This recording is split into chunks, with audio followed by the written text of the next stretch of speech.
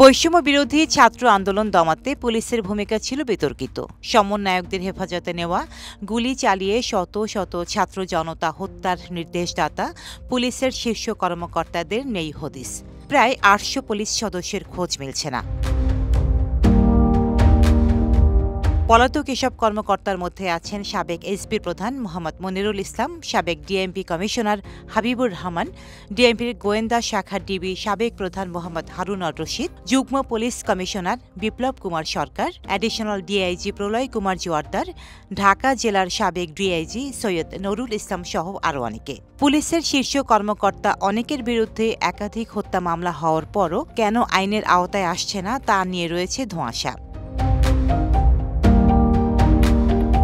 এ প্রসঙ্গে পুলিশ সদর দপ্তরের ডিআইজি অপারেশনস মোহাম্মদ রেজাউল করিম জানান, যাদের খুঁজে পাচ্ছি তাদের গ্রেপ্তার করছি, আবার হেফাজতেও নিচ্ছি। পলাতকদের অবস্থানের বিষয়ে জানলে তো ধরে ফেলতাম।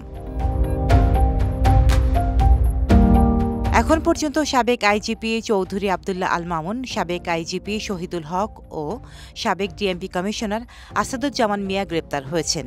নেওয়া হয়েছে রিমান্ডও। অন্য শীর্ষ কর্তারা এখনও ধরাছোঁয়ার বাইরে।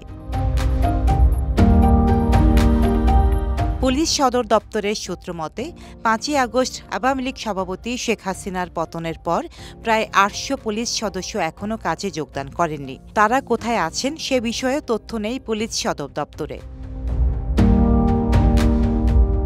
গুঞ্জন রয়েছে দেশ ছেড়ে পালিয়েছেন পুলিশের অনেক শীর্ষ কর্মকর্তা, আবার কেউ কেউ দেশেই রয়েছেন আত্মগোপনে।